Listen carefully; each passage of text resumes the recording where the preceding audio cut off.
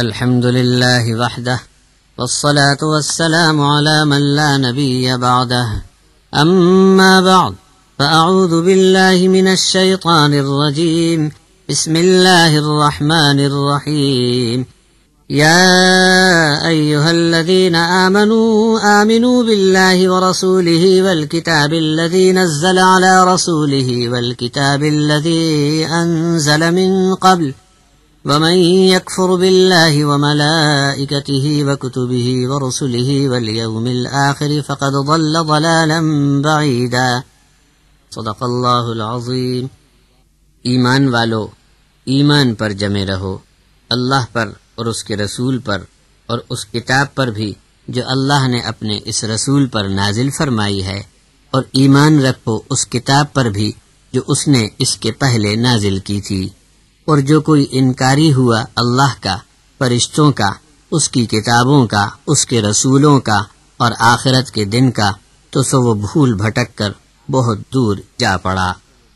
محترم حضرات و خواتین، تفسیری خزانے کے آپ نے 4 کیسٹ سن لیے۔ پہلا کیسٹ بعنوان توحید، دوسرا بعنوان رسالت جس میں ختم نبوت اور دیگر رسولوں کا بھی تذکرہ ہے، تیسرا اور چوتھا کیسٹ قرآنیات پر مشتمل ہے جس میں تمام آسمانی کتابوں کا بھی ذکر آ گیا، پانچواں کیسٹ بعنوان ایمانیات پیش خدمت ہے۔ جن چیزوں پر ایمان رکھنا ضروری ہے ان میں فرشتے بھی شامل ہیں۔ فرشتے اللہ کی نورانی اور معصوم مخلوق ہے۔ فرشتوں کی تعداد سوائے اللہ کے کوئی نہیں جانتا، مگر 4 فرشتے سب سے بڑے ہیں، حضرت جبرائیل، حضرت میکائیل، حضرت اسرافیل اور حضرت عزرائیل۔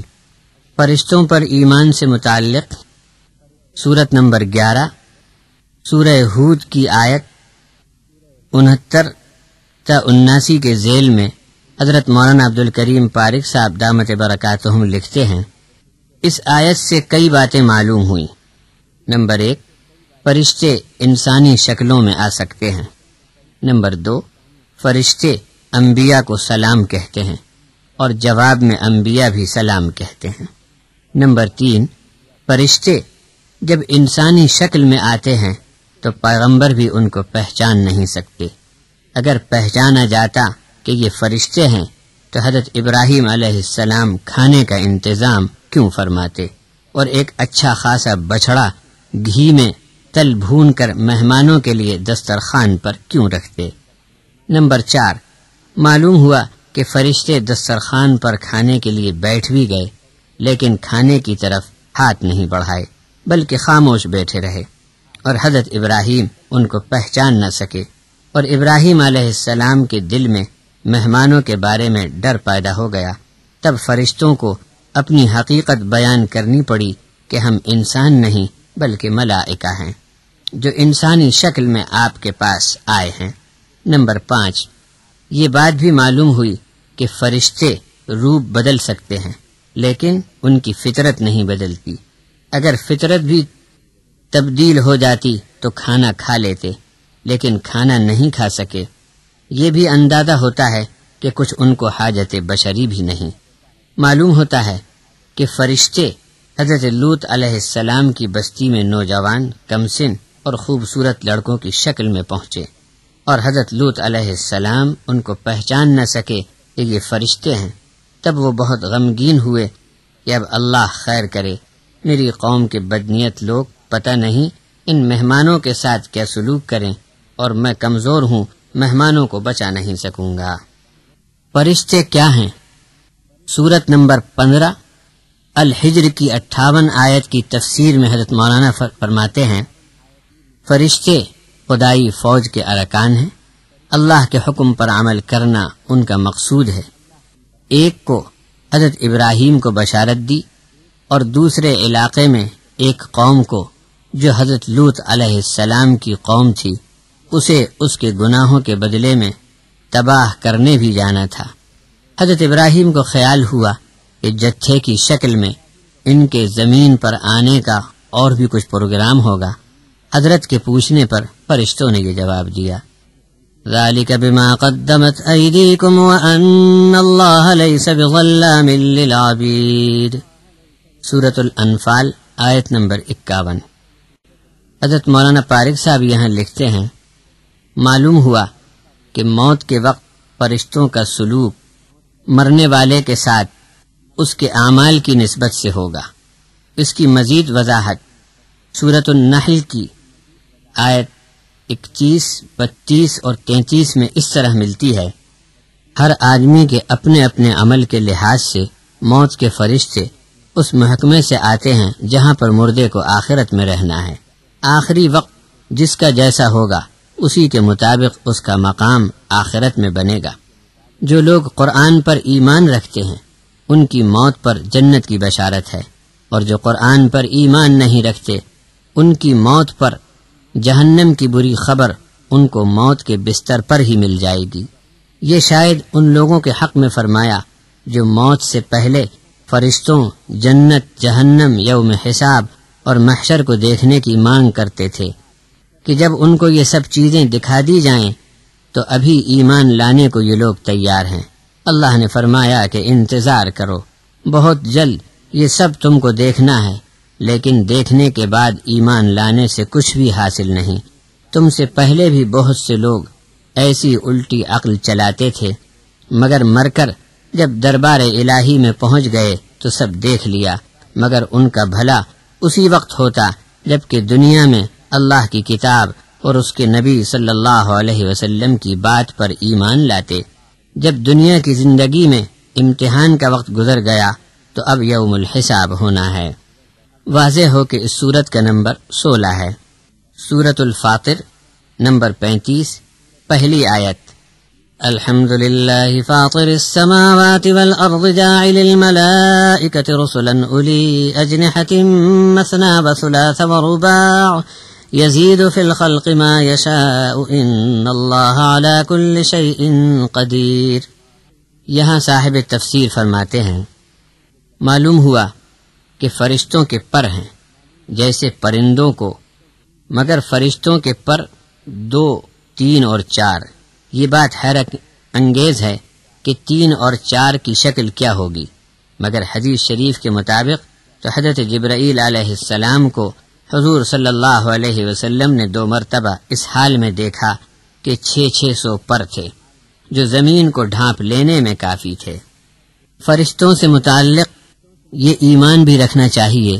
سورۃ الصافات کی آیت ہیں، وَمَا مِنَّا إِلَّا لَهُ مَقَامٌ مَّعْلُومٌ وَإِنَّا لَنَحْنُ الصَّافُّونَ وَإِنَّا لَنَحْنُ الْمُسَبِّحُونَ۔ ان آیات کی تفسیر حضرت مولانا عبدالکریم پارک صاحب فرماتے ہیں، یہ قول ہے فرشتوں کا کہ ہمارا کیا مقام و مرتبہ ہے ہم کو معلوم ہے، اور ہمارے ذمے کیا کام ہے ہم کو معلوم ہے، لیکن دنیا میں مشرک لوگ اللہ کے فرشتوں کو اللہ کی بیٹیاں مانتے تھے اور ان سے دعا کرتے تھے، جبکہ ملائکہ اپنے فرائض میں مشغول ہیں۔ کسی کی حاجت روائی کرنا اور کسی کی دعا سننا اور نظر و منت قبول کرنا اور فریاد کو پہنچنا فرشتوں کا کام نہیں، اور کیا کام ان کے سپرد ہیں۔ سورت نمبر 42 الشورى کی آیت 5 کے ذیل میں جناب مولانا عبدالکریم پارک صاحب نے خوب لکھا ہے، ملائکہ یعنی فرشتے جو زمین اور آسمان میں قضاء و قدر کے انتظامی کارکن ہیں، انسان کو اللہ کے یہاں واپس آنے پر جو حالات پیش آئیں گے فرشتوں کو اس کا مشاہدہ ہے، اس لیے وہ برابر اللہ سے دعا کرتے ہیں کہ نادان اور نہ سمجھ انسانوں پر رحم کیا جائے، اور بہت جلد وہ وقت آ رہا ہے جب آسمان اوپر سے پھٹ جائیں گے اور زمین بھی چور چور ہو جائے گی۔ قیامت برپا کرنے کے لیے آسمانوں اور زمین کا نیا نظام بنا کر انسان کو سزا اور جزا کے دن حساب کے لیے اللہ کے دربار میں کھڑا کیا جائے گا۔ اس دن کی ہیبت اور بھیانک حادثے کا فرشتوں کو اندازہ ہے، اس لیے وہ حمد و ثنا کے بعد اللہ سے دعا کرتے ہیں کہ انسانوں کے حال پر رحم کیا جائے اور ان کو رعایت دی جائے۔ معلوم ہوا کہ انسانوں کا بھلا چاہنا فرشتوں کی صفت ہے، ورنہ ان کو کیا ضرورت ہے کہ وہ ہماری فکر کریں اور ہمارے لیے دعا کریں۔ اس کے علاوہ دیگر امور بھی ان سے وابستہ ہیں جن کو سورہ قاف کی آیات کی تفسیر میں حضرت مولانا عبدالکریم پارک صاحب بیان فرماتے ہیں۔ سورہ قاف کا نمبر 50 ہے۔ ہر آدمی کے دونوں طرف نیکی و بدی کی ہر چھوٹی بڑی بات کو بڑی تیزی سے جھپٹ کر لے جانے کے لیے 2 فرشتے مقرر ہیں۔ ایک ہانکنے والا ہوگا کہ ٹھیک محشر میں آدمی کی جگہ پر اسے کھڑا کرے گا، نیکی والے کو ادب اور احترام سے لے چلے گا اور بدکار کو ذلیل مجرم کی طرح گھسیٹتے ڈھکیلتے اور ہانکتے لے جائے گا، اور ایک دستاویزی ثبوت کا پورا دفتر لے کر گواہی کے لیے ساتھ ساتھ چلے گا۔ حساب کتاب کے انتظامی بندوبست میں یہ 2 فرشتے ہوئے۔ آیت نمبر 17 میں 2 کاتب، آیت نمبر 18 میں ایک پہرے دار، آیت نمبر 19 میں ایک موت کا فرشتہ، آیت نمبر 21 میں ایک ہانکنے والا اور ایک دفتری گواہ، آیت نمبر 23 میں ایک قرین جو ہر وقت پیچھے لگا رہتا تھا، آیت نمبر 24 میں 2 فرشتے، ایک پیشانیوں سمیت بال پکڑے گا، دوسرا دونوں ٹانگ پکڑے گا، جیسا کہ سورہ رحمان آیت 41 میں ہے۔ 2 جکڑنے باندھنے والے مقرر کیے کہ کسی طرح عذاب کم نہ ہونے پائے۔ ان حوالوں سے یہ بات سمجھنے میں کوئی دشواری نہیں رہی کہ اس کائنات کے بادشاہ نے اپنی رعایا کے ایک ایک فرد پر کتنے چوکی پہرے بٹھا رکھے ہیں۔ سورۃ النازعات میں فرشتوں کی 5 صفتیں یہ بیان کی ہیں۔ ان آیات میں فرشتوں کے 5 اوصاف بتائے گئے ہیں۔ کافر کی جان نکالتے وقت ان کی روح بدن میں چھپتی پھرتی ہے، فرشتے اندر گھس کر ہر جگہ سے گھسیٹ کر باہر نکالتے ہیں۔ اس میں مرنے والوں کو بہت ہی سخت تکلیف ہوتی ہے، اور ایمان والے کی روح بہت ہی سہل اور آسان طریقے سے نکالتے ہیں، جیسے بند کھول دیا۔ پھر ان روحوں کو لے کر فرشتے اوپر کی طرف اڑتے ہوئے ایسے جاتے ہیں جیسے ہوا میں پرندے پرسکون اڑتے ہیں۔ اللہ تبارک و تعالی کے حکم بجا لانے کو ایک سے دوسرا فرشتہ آگے بڑھ جانے میں دوڑ لگاتا ہے، اور اللہ کے ہر حکم کو اچھی طرح سمجھ کر اس کی منشا کے مطابق اس حکم کو نافذ کرتے ہیں۔ فرشتے مقرب بارگاہ الہی ہیں، مگر ان کا کیا حال ہوتا ہے؟ سورۃ السبا کی آیت 23 میں بیان فرمایا، وَلَا تَنفَعُ الشَّفَاعَةُ عِندَهُ إِلَّا لِمَنْ أَذِنَ لَهُ حَتَّى إِذَا فُزِّعَ عَنْ قُلُوبِهِمْ قَالُوا مَاذَا قَالَ رَبُّكُمْ قَالُوا الْحَقَّ وَهُوَ الْعَلِيُّ الْكَبِيرُ۔ حضرت مولانا پارک صاحب اس آیت کی تفسیر اس طرح فرماتے ہیں۔ اس آیت میں مقرب فرشتوں کا تذکرہ ہے کہ اعلیٰ مقام پر اللہ کا قرب ہونے کے باوجود ان کے دل کی کیفیت یہ ہوتی ہے کہ احکامات الہیہ کو سنتے ہی فقط آواز سے ان پر اتنی ہیبت طاری ہوتی ہے کہ دل مارے دہشت کے کانپ اٹھتے ہیں۔ جب قرار آتا ہے تو آپس میں تحقیق کر لیتے ہیں کہ حکم کا منشا اور مقصد ہم نے ٹھیک سمجھا یا نہیں، تو دوسرے فرشتے سے جواب مل جاتا ہے کہ ہاں ٹھیک سمجھا، پھر اس پر عمل کرتے ہیں اور اللہ کے اس حکم کو یا امر کو مخلوق پر جاری کر دیتے ہیں۔ اس آیت میں یہ بات صاف جھلکتی ہے کہ اللہ کے مقرب فرشتے بھی جلال ربانی کی صرف آواز سنتے ہی مارے دہشت کے کانپ جاتے ہیں۔ جب دل کو قرار آتا ہے تب آپس میں ہلچل شروع ہوتی ہے، ایک دوسرے سے پوچھ کر حکم کا اصل منشا معلوم کر لیتے ہیں تاکہ گھبراہٹ میں کسی حکم کے سننے سمجھنے میں کوئی کوتاہی نہ رہ جائے۔ ہر فرشتہ اپنے دوسرے ساتھی کے لیے حکم الہی کا منشا سمجھنے سمجھانے میں ایک دوسرے کی تسکین اور تعاون کرتا ہے۔ زیادہ تفصیل کے لیے دیکھ لیا جائے سورہ انبیاء 21 آیت 26 تا 29 اور سورہ 20 طٰہٰ آیت 109 اور 110۔ یہ نہیں سوچنا کہ فرشتوں نے اتجعل فیہا من یفسد فیہا اعتراض کے طور پر کہا تھا۔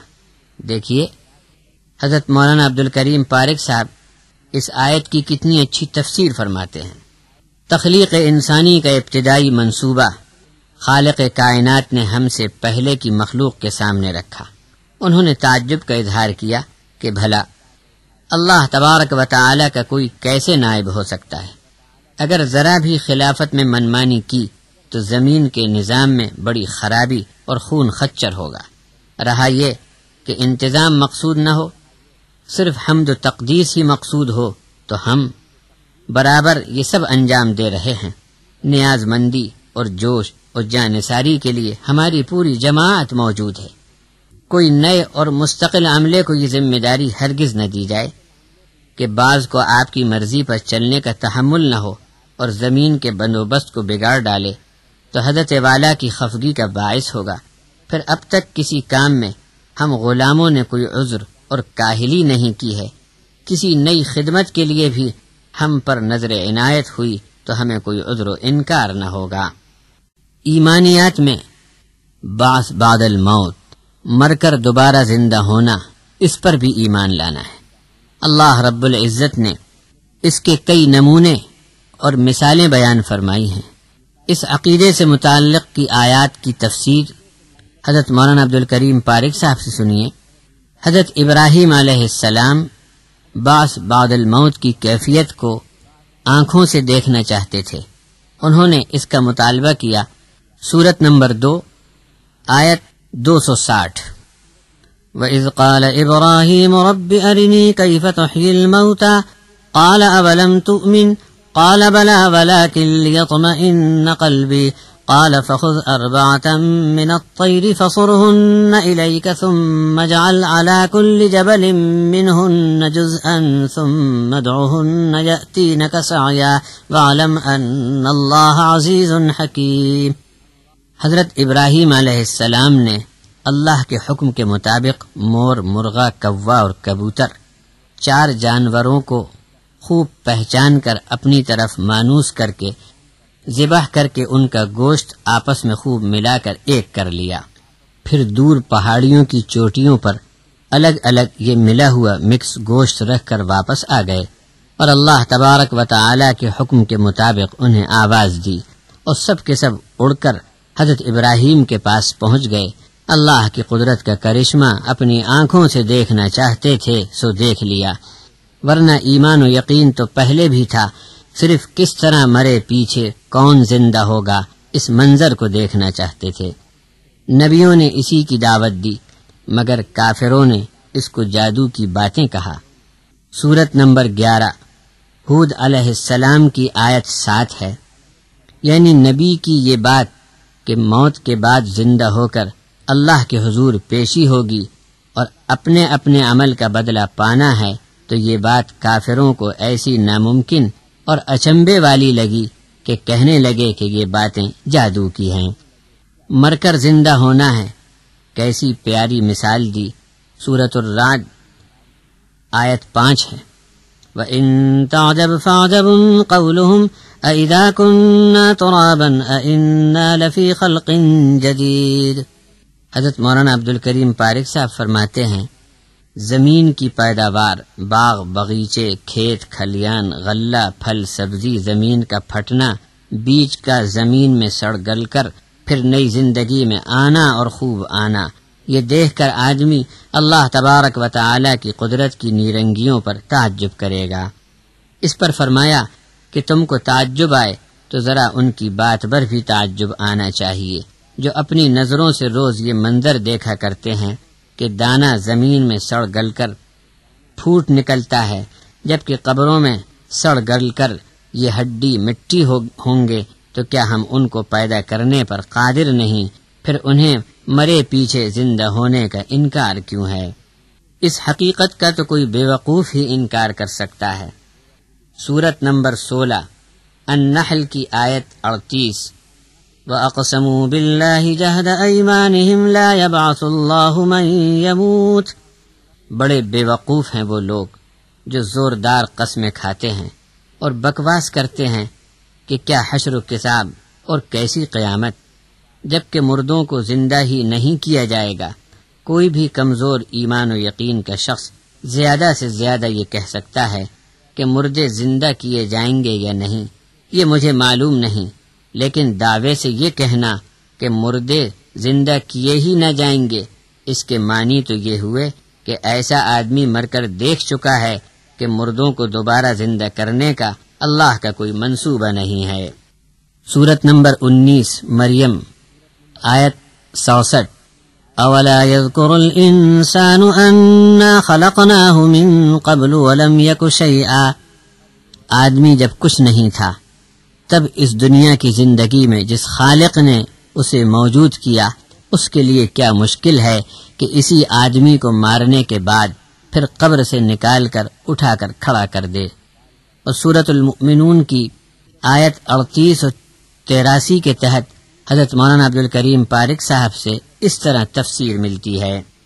معلوم ہوتا ہے کہ اس پیغمبر کے مخاطب لوگ اللہ کو مانتے ہوں گے، تبھی تو جواب میں بولے کہ اس شخص نے اللہ کے حوالے سے ایک جھوٹ بات چلا رکھی ہے کہ مرنے کے بعد زندہ ہو کر اللہ کے دربار میں جواب دینا ہے، جبکہ ہمارے خیال میں بس اسی دنیا میں ہم مرتے جیتے ہیں اور اللہ ہم کو اچھے برے کا پھل یہیں دے دیتا ہے، اور کہاں کا حساب کتاب اور جو کچھ ہے یہی ہے۔ بس پھر حساب صاف ہو کر آدمی مر گیا، بات ختم ہوئی۔ اچھے برے عمل کی جزا و سزا اللہ اسی دنیا میں دے دیتا ہے۔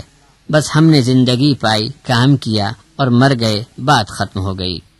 مشرکین کو جب دعوت قرآن کے ذریعے آخرت کی بات بتائی گئی اور موت کے بعد زندگی اور حشر و حساب، جنت و جہنم کی تفصیلات بتائی گئیں، تو انہوں نے جواب میں کہا کہ یہ سب ڈرانا دھمکانا پہلے سے جاری ہے، مگر کوئی مرا مردہ اب تک زندہ ہوا نہیں۔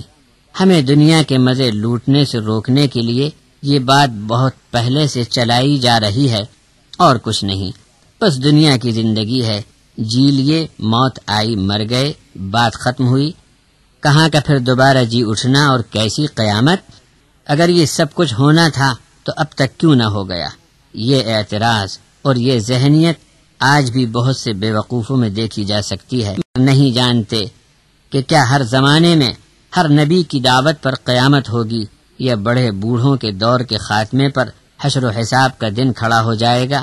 ایسی بات تو کبھی نہیں کہی، بلکہ آخر دن جب آئے گا تو تمام مرے مردوں کو اکٹھا زندہ کر کے حساب لینے کی بات کہی گئی ہے، اور اس وعدے کو پورا ہونے کے لیے ضروری ہے کہ آخری پیدا ہونے والے انسان کے بعد نسل آدم کو روک دیا جائے اور سب زندوں کو مار ڈالنے کے بعد قیامت ہو۔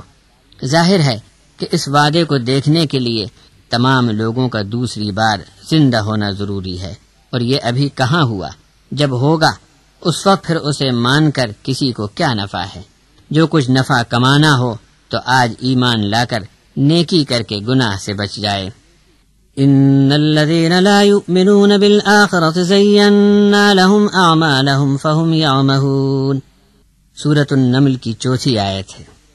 حضرت مولانا پارک صاحب اس آیت کی تفسیر فرماتے ہیں، مرنے کے بعد اللہ تبارک و تعالی کے سامنے کھڑے ہونے کا عقیدہ آخرت جن کو نہیں ہے، انہیں اس دنیا میں اپنے کالے کرتوت بہت بھلے اور خوشنما لگتے ہیں۔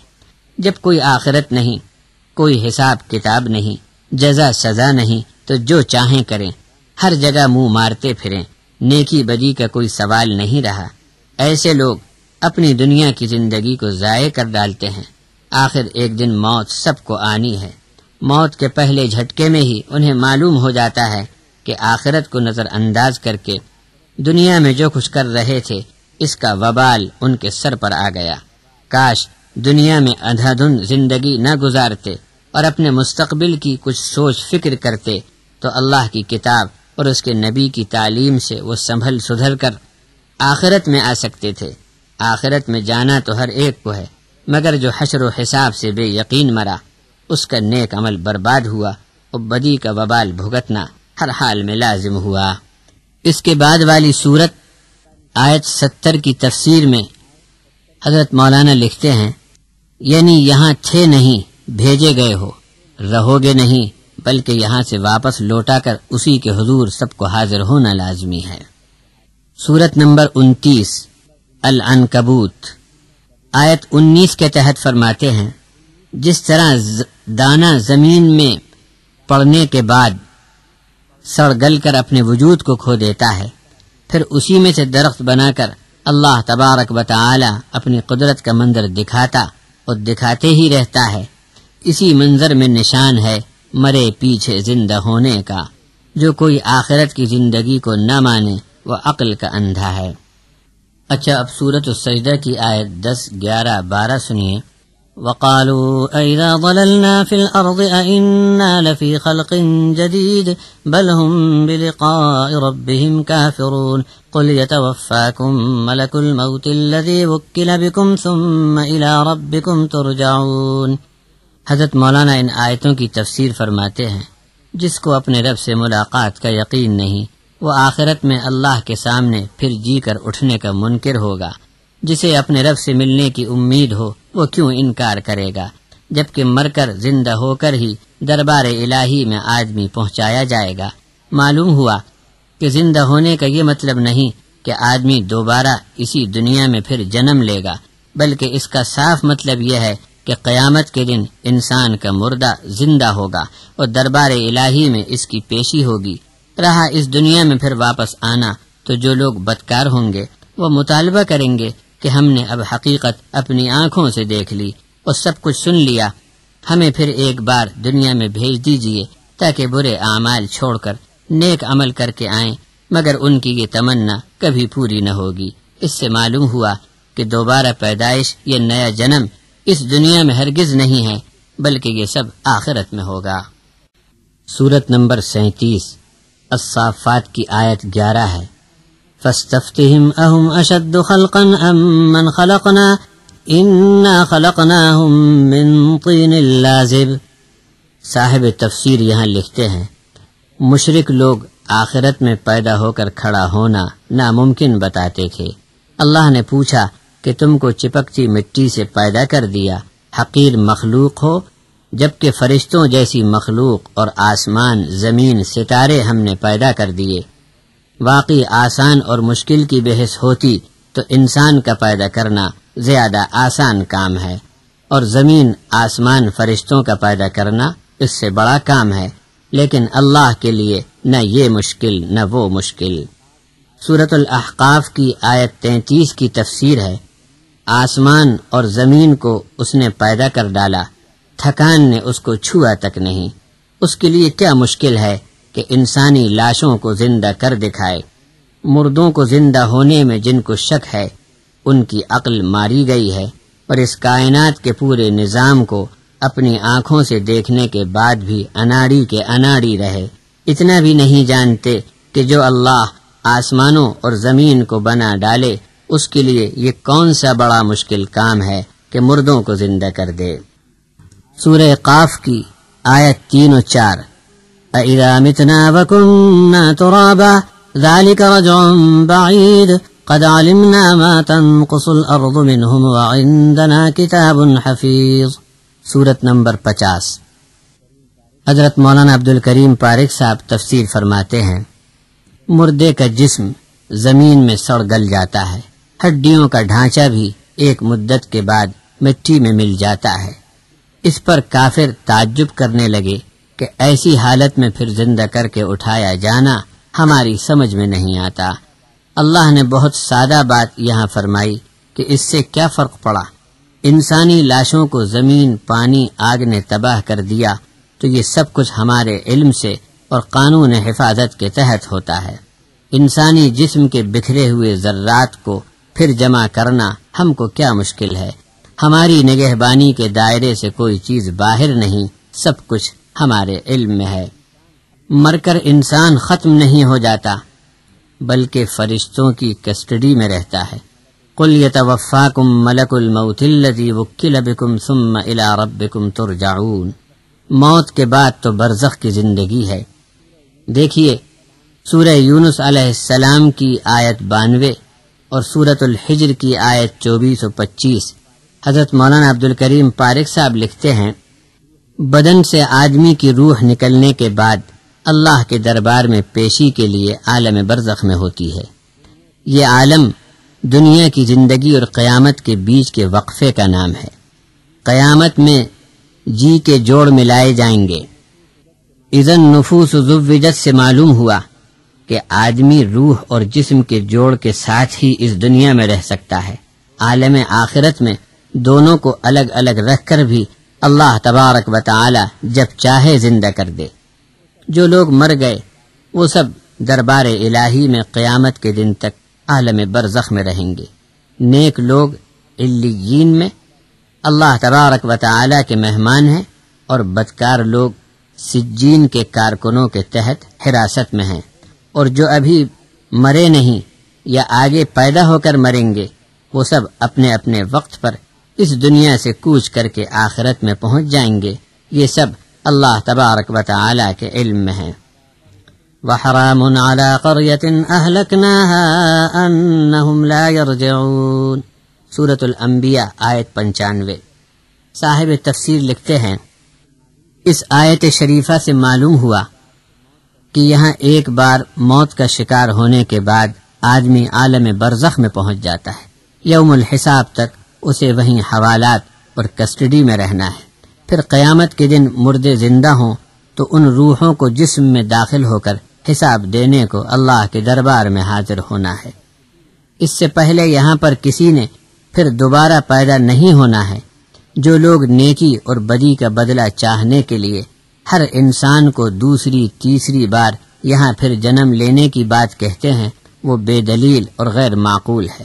ساتھ ہی ساتھ ایسے عقیدہ رکھنے والوں کو جاننا چاہیے کہ آدمی کا عمل بہت دیر تک نتائج کا سبب بنا رہتا ہے۔ آدمی کے مرنے سے اس کے بہت سے کاموں کے نتائج سامنے آتے ہیں اور ان کا سلسلہ مدتوں جاری رہتا ہے۔ پھر وہی آدمی دوسری بار جنم لے کر اسی دنیا میں آ جائے جہاں اس کے پہلے جنم کے اعمال کا نتیجہ سلسلہ وار جاری ہے، تو ایسی واپسی بے معنی ہی نہیں بلکہ الجھن پیدا کرے گی کہ ابھی پہلی بار کی پیدائش کے کاموں کا نپٹارا ہوا نہیں اور یہی آدمی پھر اس دنیا میں آ گیا اور اس کا نامہ عمل شروع ہوا اور عقیدہ عمل سے پھر دوسری فہرست بننی شروع ہو گئی۔ جاننا چاہیے کہ کسی آدمی نے سرائے، مسجد، کنواں، مدرسہ بنا دیا، اولاد نیک چھوڑی، کسی بیوہ یتیم کی مسلسل روزی کا انتظام کر دیا، اچھی کتابیں لکھیں، عوام کی خدمت اللہ تبارک و تعالی کے نام پر کی، اس کے مرنے کے بعد ان کاموں کا اور بھی ثواب اس کے لیے جاری ہے۔ اسی طرح کسی بدکار آدمی کے زنا، چوری، ظلم، قتل ناحق کے کاموں کے ساتھ اس کی فحاشی و بدی سے لوگوں کو اس کے مرنے کے بعد بھی دنیا آخرت کا نقصان صدیوں جاری رہتا ہے، اور یہی آدمی پھر آ جائے تو بات بنتی ہی نہیں، الٹا الجھن بھرا ریکارڈ بنے گا۔ اس لیے فرمایا کہ جو گیا یہاں سے سو گیا، واپسی قیامت کے دن ہوگی، وہ بھی حساب دینے کے لیے۔ سورۃ المؤمنون۔ حتى إذا جاء أحدهم الموت قال رب ارجعون لعلي أعمل صالحا فيما تركت كلا إنها كلمة هو قائلها ومن ورائهم برزخ إلى يوم يبعثون، آیت 99 اور 100۔ مرتے دم تک دنیا میں وہی کچھ کرتے رہے کہ حق دب جائے اور ان کی باطل پرستی چل پڑے، اور کسی طرح بھی لوگ ایمان، توحید، آخرت اور رسالت کو خالص اعتقاد کے ساتھ قبول نہ کر سکیں۔ لیکن جیسے ہی موت کے شکنجے میں کس لیے گئے، خوب بلبلانے لگے کہ ہم تو بہت غلط کام کرتے تھے، اب ہم کو دنیا میں واپس بھیج دیجئے کہ پھر ایسا کام نہ کریں گے، مگر یہ صرف بکواس ہوگی جو وہ لوگ کیے جا رہے ہوں گے۔ انجام ان کا یہ ہوگا کہ برزخ میں قیدی بن کر قیامت تک پڑے رہیں گے، جب تک کہ تمام مردوں کو زندہ کر کے اٹھانے کا دن نہ آ جائے۔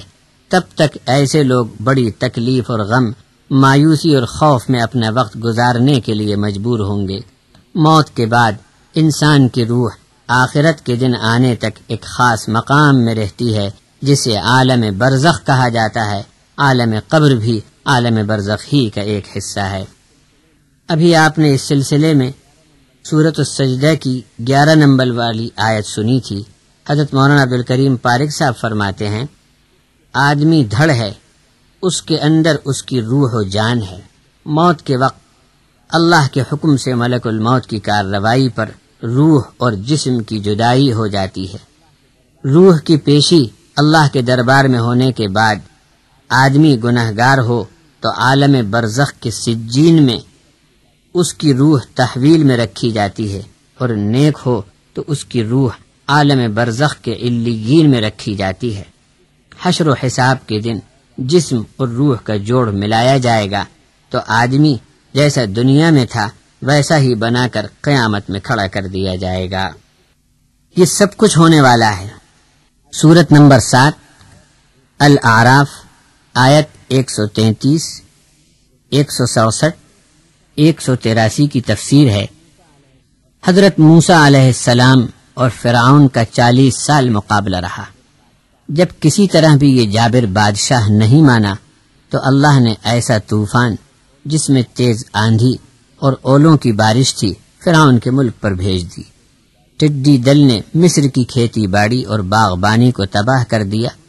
قمل یعنی گھن یا دیمک اور باریک جوئیں بھی خوب بڑھ گئیں۔ گناہگار کو چاہیے کہ منع کرنے پر سنبھل جائے اور نادم ہو۔ بار بار کی تنبیہ کے بعد بھی آدمی ضد نہ چھوڑے تو ایسے لوگوں پر قیامت تک پھٹکار ہے کہ کوئی نہ کوئی ان کو مار کر کبھی دنگے فساد، کبھی ترک وطن، کبھی قتل عام سے تختہ مشق بناتا ہی رہے گا۔ چین کی سانس نہ لے سکیں گے، پھر اپنے دکھ درد کی تدبیر کرتے رہیں گے تو وہ بھی الٹی پڑے گی کہ اصل مرض تو اللہ کی نافرمانی سے بچنا تھا، اور علاج ہزاروں قسم کے ڈھونڈے لیکن نجات نہ مل سکی۔ دنیا کے بادشاہ اپنے مخالف کو پکڑنے میں دیر نہیں کرتے کہ کہیں سرک نہ جائے یا میری بادشاہی سے چپکے سے نکل کر بھاگ نہ جائے۔ اللہ نے اس کے برخلاف اپنے دشمنوں کو ڈھیل دے کر ایسی مخفی تدبیر سے انہیں پکڑا کہ خبر بھی نہ رکھتے تھے کہ اس طرح بھی پکڑے جائیں گے۔ بے خبری میں پکڑا جانے والا سنبھل کر بچاؤ کی کوئی تدبیر بھی نہیں کر سکتا اور اچانک دھر لیا جاتا ہے۔ سورت نمبر 10 سورہ یونس آیت 26، 27، 46۔ قیامت میں جھوٹے کام کرنے والوں کے منہ کالے ہوں گے، خوب ذلت اٹھانی پڑے گی، کالی رات کے ٹکڑے چہروں پر ڈھکے ہوں گے۔ ایسے بدنما اور ڈراؤنے چہرے جہنمی لوگوں کے ہوں گے۔ آگ، دھواں، پیپ، لہو، جلتا ہوا گوشت، بدبودار زخموں کا لاوا، ان سب عذابوں نے یہ حال کیا۔ اللہ تبارک و تعالی نے اپنے نبی صلی اللہ علیہ وسلم سے فرمایا کہ ہم نے جس عذاب کی ان کو دھمکی دی ہے اس کا پورا منظر تو دیکھ لینا کسی کے بس کی بات نہیں، مگر کچھ حصہ آپ کو دکھا دیں یا وفات دے کر آپ کو اپنے پاس بلا لیں، پھر ان کے کام اور عمل جو ہوں گے ان پر ہم خود شاہد ہیں، یہ کہیں بھاگ نہیں سکتے، چھپ نہیں سکتے۔ معلوم ہوا کہ کافروں کو جو عذاب ہونے والا ہے اسے صرف دیکھ لینے کی بھی تاب کسی میں نہیں، پھر جو خود اس عذاب میں ڈالا جائے گا اس کی کیا حالت بنے گی۔ اس لیے حدیث شریف میں حضور اکرم صلی اللہ علیہ وسلم نے فرمایا کہ ایک آدمی کو پوری نعمتوں سے مالا مال کر کے صرف دوزخ کی طرف منہ کر کے دور سے دوزخ کا فقط منظر دکھایا جائے تو وہ تمام نعمتوں کو بھول چکا ہوگا۔ پھر اس کا منہ دوزخ سے پھیر کر اس سے پوچھا جائے کہ تو کبھی آرام و راحت کی نعمت سے واقف ہوا تھا، تو وہ کہے گا کہ میں نے کبھی سکھ اور مزہ نہیں پایا۔ اسی سورت کی آیت 25 کے تحت حضرت مولانا عبدالکریم پارک صاحب کی غیر مطبوعہ تفسیر سے یہ مضمون ملتا ہے۔ اللہ تبارک و تعالی نے مشرکوں کو عذاب دینے کا وعدہ کیا ہے۔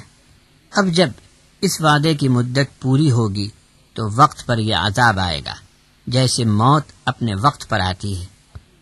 لیکن مشرک لوگ اپنی اصلاح کر لینے اور وقت سے فائدہ اٹھا کر اپنے بچاؤ کے لیے ایمان کو قبول کرنے کے بجائے الٹا یہ کہنے لگے کہ عذاب کو جلدی لے آؤ تو جانے۔ جواب آیا کہ راتوں رات آفت آئے یا دن میں قدرت کے عذاب کے مقابلے میں تمہاری جلدی سے کیا فائدہ ہوگا۔ دیوانے چھت کے نیچے گناہ کریں اور چھت کے مالک کو کہیں کہ اس جرم پر اپنی چھت کو گرا دے تو جانے۔ ایسا نادان سماج عذاب آنے پر اپنا بچاؤ تو کیا کچھ کر سکے گا، خود ہی جان لے۔ وَتِلْكَ الْقُرَىٰ أَهْلَكْنَاهُمْ لَمَّا ظَلَمُوا وَجَعَلْنَا لِمَهْلِكِهِمْ مَوْعِدًا۔ نمبر 18 الکہف آیت نمبر 59۔ تم سے پہلے کی آبادیاں عذاب میں دھر لی گئیں، اور تم بھی بھولو مت کہ تمہاری ہلاکت کا مقررہ وقت بس آیا ہی چاہتا ہے۔ سورۃ 21 الانبیاء آیت 13۔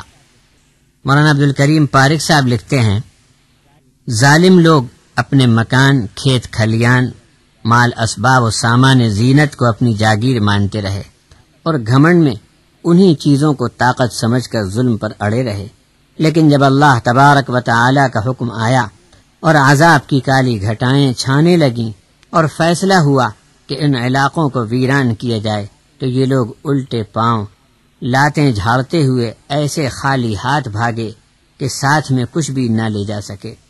آج بھی ہمارے زمانے میں فسادات، سیلاب، زلزلے اور طبقاتی کشمکش میں ایسی حالت سرمایہ داروں کی تو بنتی ہی ہے، ساتھ ساتھ درمیانی طبقہ بھی پس جاتا ہے، اور پوری کی پوری آبادیاں، ضلع، صوبے تو کیا، کبھی کبھی پورے کے پورے ملک اجڑ جاتے ہیں۔ گھر میں چولہے پر ہانڈی چڑھی ہوئی اور اچانک اس طرح کا عذاب الہی ٹوٹ پڑے تو کھانے کی سدھ بدھ بھی کسی کو نہیں رہتی، مگر حالات پر امن ہونے پر ہر کوئی اس مصیبت کو بھول بھال جاتا ہے۔ سورت نمبر 23 المؤمنون آیت نمبر 76 کی تفسیر ہے، بگڑی ہوئی اولاد کے بارے میں دنیا میں کہا جاتا ہے کہ شروع میں ان کے ماں باپ انہیں دبائے رکھتے، ڈھیل نہ دیتے اور بگڑتے ہی فوراً سزا دیتے تو آج یہ برا حال نہ ہوتا۔ اس طرح کا الزام اللہ پر کوئی نہ رکھ سکے، اس لیے فرمایا کہ ہم نے موقع موقع پر جب ضروری ہوا دنیا میں ان کے گناہ پر پکڑا دھکڑا اور سزا کا سلسلہ جاری رکھا، مگر پھر بھی یہ اپنی حرکتوں سے باز نہ آئے اور اپنے رب کے سامنے گڑ گڑا کر معافی نہیں مانگی، بلکہ عذاب کا دور ختم ہونے پر جیسے پہلے تھے ویسے ہی رہے۔ آج بھی کہیں زلزلہ، سیلاب، قحط، فسادات ہوتے ہیں تو لوگ اس کے ظاہری اسباب کا چرچا کرتے ہیں کہ ایسا ہوا، ویسا ہوا، اس وجہ سے ہوا، اس وجہ سے ہوا، اور نہیں جانتے کہ عذاب کے فیصلے آسمان سے جاری ہوتے ہیں۔ انسان اس سے عبرت حاصل کر کے مالک کے سامنے جھک جائے اور سنبھل جائے اور بہانے تلاش کرنے کی اپنی عادت نہ چھوڑی تو وہ نامراد ہے۔ ظہر الفساد فی البر والبحر بما کسبت ایدی الناس لیذیقہم بعض الذی عملوا لعلہم یرجعون۔ سورۃ الروم آیت 41۔ حضرت مولانا عبدالکریم پارک صاحب تفسیر فرماتے ہیں، فساد، مارا ماری، جنگ، لوٹ مار، آگ اور خون کی ہولی کا منظر دریا، جنگل، شہر، گاؤں گاؤں ہر جگہ جو دیکھنے کو ملتا ہے وہ یہاں کے باشندوں کے برے اعمال سے انہیں بچانے کے لیے ایک درجے کی تنبیہ اور نوٹس ہے۔ اصل عذاب آخرت کا ہے جو کسی پر پڑ گیا تو پھر ہٹ نہیں سکتا، لیکن دنیا کی چھوٹی موٹی آفتوں سے آدمی سنبھل جائے اور برے کاموں سے توبہ کر لے تو اسی میں اس کی خیریت ہے۔ سورۃ السبا آیت 17 و 45 کے تحت حضرت مولانا لکھتے ہیں، ملک سبا خوب آباد، سرسبز و شاداب ہو گیا، مگر جب عوام و خواص نے اللہ کا شکر ادا کرنا چھوڑ دیا اور نہ شکری اور نہ فرمانی پر اتر آئے تو پانی کا بند ٹوٹ گیا جس نے پورے ملک کو اجاڑ دیا۔ پہلے لوگوں کی عمریں بہت طویل ہوتی تھیں اور مال و دولت بھی بعضوں کو بہت دیا گیا تھا، بدن میں، قوت میں اور ڈیل ڈول میں بھی خوب سے خوب تر تھے، مگر جب حق کا انکار کیا تو اللہ ذوالجلال کی پکڑ سے بچ نہ سکے، اور پھر ان کے مقابلے میں، اے حق کے انکار کرنے والو، تمہاری طاقت تو 10ویں حصے کے برابر بھی نہیں ہے، پھر تم عبرت حاصل کیوں نہیں کرتے؟ ان شجرۃ الزقوم طعام الاثیم کالمہل یغلی فی البطون کغلی الحمید۔ پانی خوب گرم کرنے پر کھولتا ابلتا ہے، اسی طرح زقوم کا درخت کھانے سے پیٹ میں تانبے کی جیسی دھات پگھلتی ہے، ویسا گرم ابال کھولنے لگے گا۔ اے اللہ ہم سب کو اس عذاب سے بچائے رکھیے۔ سورت نمبر 54 القمر آیت 6 اور 11 کی تفسیر میں حضرت مولانا لکھتے ہیں، اب تک حق کی دعوت دینے والے کی دنیا میں سننے کو تیار نہ تھے، حشر کے فرشتے کی چنگھاڑ پر اپنی قبروں سے نکل پڑیں گے اور حساب کے بھیانک دن کے آ جانے کی خبر سنیں گے۔ ان کے لیے کیا اچھا ہوتا کہ دنیا میں داعی حق کی بات سن کر آج کی فکر میں لگ جاتے تو یہ دن خوشی کا ہوتا۔ داعی حق کی بات کو رد کر دینے پر خوشی کا دن بھیانک مصیبت کے دن میں ان کے حق میں تبدیل ہو گیا۔ اپنے اپنے عمل کی بات ہے۔ عام حالات میں پانی قطرہ قطرہ برستا ہے تاکہ مخلوق کے سر نہ پھوٹ جائیں اور ان کے مکان اسباب ٹوٹنے سے بچے رہیں اور پانی بھی ملتا رہے، لیکن نوح علیہ السلام کی قوم پر عذاب کا پانی تھا، اس لیے آسمان کے دروازے کھول دیے کہ پانی کے بڑے بھیانک ریلے نے پہاڑوں کے سر ڈھانک دیے، پھر پیر کے نیچے زمین سے بھی پانی ابلنے لگا کہ بچاؤ کی کوئی جگہ نہ مل سکی۔ سورۃ الواقعہ کی آیت 65 اور 66 کی تفسیر ہے یہ کہ پانی نہ ہوا، طوفان آ گیا، پالا پڑ گیا، کھیتی اجڑ گئی، مگر یہ باتیں بنا کر رہ جاتے ہیں۔ اصل مالک کو بھول بیٹھے ہو جو یہ سب تم کو عطا فرماتا ہے۔ اصل پونجی برباد ہوئی، آگے کھانے کو دوسری بار بیج ڈالنے کو قرض کا جرمانہ پڑ گیا، پھر بھی تمہاری عقل ٹھکانے نہیں آئی۔ إِنَّا بَلَوْنَاهُمْ كَمَا بَلَوْنَا أَصْحَابَ الْجَنَّةِ إِذْ أَقْسَمُوا لَيَصْرِمُنَّهَا مُصْبِحِينَ وَلَا يَسْتَثْنُونَ۔ سورت نمبر 68 القلم آیت 28 کی تفسیر میں حضرت مولانا عبدالکریم پارک صاحب لکھتے ہیں، یہ قصہ ہے ایک باغ والوں کا۔ ان کا باپ نیک تھا، فصل کاٹتا تب اللہ کا حق بھی ادا کرتا، یعنی مسکینوں محتاجوں کو دیتا، خاندان اچھا خوشحال دیندار تھا۔ جب یہ نیک آدمی مر گیا تو پیچھے اس کے بیٹوں کو خیال ہوا کہ اپنی کڑی محنت کی پیداوار میں مسکین محتاجوں کو کیوں دینا چاہیے۔ چھپ کر خاموشی سے منہ اندھیرے کھیت کاٹ کر تمام پیداوار گھر لے آنے کا فیصلہ کیا اور جاتے وقت انشاءاللہ بھی نہ کہا۔ ان میں ایک منجلا بھائی تھا، اس نے چلتے وقت بھائیوں سے کہا بھی کہ انشاءاللہ کہہ لو، اللہ کی پاکی بیان کرتے چلو، مگر کسی نے اس کی بات پر دھیان نہ دیا۔ ادھر ان کے پہنچنے کے پہلے باغ اجڑ گیا، پوری فصل پر عذاب کا گھیرا پڑ گیا۔ ان کو خیال ہوا کہ راستہ بھول کر اندھیرے میں کہیں اور آ گئے ہیں، ہمارا کھیت باغ تو ایسا نہیں تھا۔ پھر معلوم ہوا کہ جگہ تو وہی ہے، مگر قسمت پھوٹ گئی اور اپنی محنت اور پونجی سے محروم ہوئے۔ یہ قصہ سب کو یاد رکھنا چاہیے کہ اللہ کی نعمت پر اللہ کا نام لیں، اپنی بڑائی نہ کریں، اور اللہ جو رزق عطا فرماتا ہے اس میں اللہ کا حق مان کر محتاجوں کو بھی دیتے رہیں۔ سورت نمبر 69 الحاقہ آیت 7 و 8۔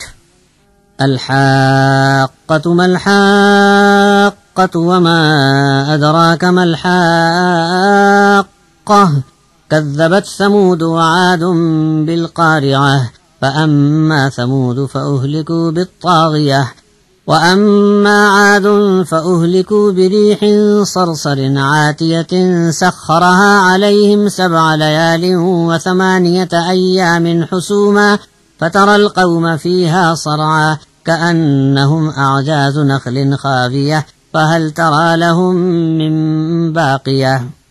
7 راتیں اور 8 دن آندھی مسلسل چلی اور پوری قوم عاد کو درخت کی ڈالیوں کی طرح بنا دیا گیا۔ پھر اسی تیز آندھی نے اڑا کر ان سب کو سمندر میں ڈال دیا اور ایسے بے نام و نشان ہوئے کہ ان کی قوم کا ایک آدمی بھی باقی نہ رہا۔ سورۃ المرسلات کی آیت 16 و 17 کی حضرت تفسیر فرماتے ہیں، تم سے پہلے یہاں سے لوگ مر کھپ کر چلے گئے تھے، ان کی جگہ ہم نے تم کو آباد کیا، تو بھلے آدمیوں اس پر کچھ تو سوچا ہوتا کہ اول کے لوگ مر مٹ کر کہاں بے پتہ ہو گئے، تو تم کو کچھ خیال آتا کہ سب اپنے مالک کے حضور قید میں ہیں۔ اب فیصلے کے دن سب کے جمع ہونے کا وقت آ گیا، پہلے کے لوگ مر گئے، ان کی جگہ دوسروں نے لے لی، لیکن یہ دوسرے بھی کچھ ہمیشہ نہیں رہے، بلکہ یہ بھی دنیا سے نکالے گئے جیسے ان کے پہلے لوگ یہاں سے نکال باہر کیے گئے تھے۔ یہ سلسلہ قیامت تک برابر جاری ہے، اس میں بھی ہر پہلے کے بعد آنے والے کو نشان تھا کہ میں بھی یہاں ہمیشہ نہیں رہ سکوں گا۔ اسی پر اپنا اصل مالک اسے یاد آ جاتا تو یہ بھی اللہ سے ڈرنے کی ایک بڑی نشانی برابر سب کو دکھائی دے رہی تھی۔ سورۃ البروج کی آیت 9 کی تفسیر حضرت مولانا عبدالکریم پارک صاحب لکھتے ہیں، یہ واقعہ ایک ظالم بت پرست بادشاہ کا ہے جو نہایت ہی ضدی اور اجڑ قسم کا مشرک تھا۔ حضرت عیسیٰ علیہ السلام کی بعثت کے بعد بہت سی مخلوق کو سچا ایمان نصیب ہوا۔ اس بادشاہ کی رعایا میں بہت سے لوگ اللہ پر ایمان لے آئے۔ اس پر یہ بادشاہ بوکھلا گیا، اپنے راج محل کے سامنے ایک خندق کھدوائی اور اس میں خوب تیز آگ بھڑکائی اور آگ کے چاروں طرف مرتبے کے لحاظ سے ہر وزیر اور جتھے دار کے لیے کرسیاں لگوائیں اور محل کی سیدھ پر ایک بت رکھوایا، یعنی اپنی رعایا میں سے ہر ایک کو مجبور کرتا کہ وہ اس بت کو سجدہ کرے۔ جو سجدہ نہ کرتا اسے زندہ آگ میں ڈال دیا جاتا۔ ہزاروں ایمان والے جان پر کھیل گئے، جیتے جی آگ میں جلنا منظور کیا، لیکن بت کو سجدہ کرنے سے انکار کیا۔ آخر اللہ کا غضب اس پر ٹوٹ پڑا، اس خندق کی آگ پھیل پڑی، بادشاہ اور وزیر سب کے سب جل مر گئے۔ اللہ رب العزت انسانوں کو مرنے کے بعد زندہ کرے گا، بعث بعد الموت برحق ہے، عالم برزخ برحق ہے، انسانوں کو یقین آ جائے، اس کے لیے اس نے اپنی پکڑ کے نمونے بتلائے۔ اس سلسلے میں حضرت مولانا عبدالکریم پارک صاحب سے سورۃ الفیل کی تفسیر سنیے۔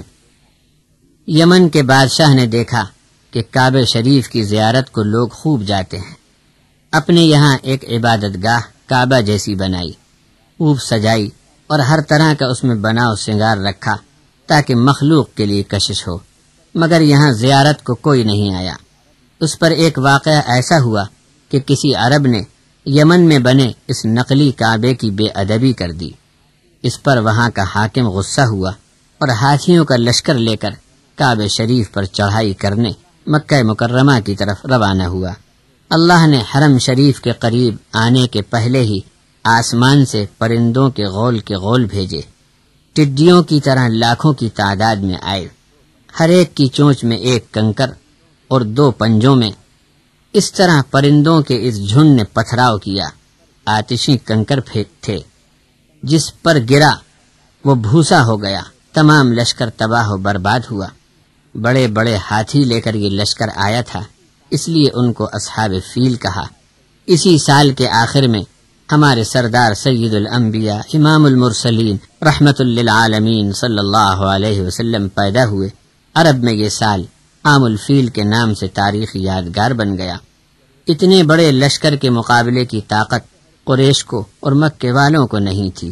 شہر کے لوگ اپنے گھروں کو بند کر کے چھپ گئے۔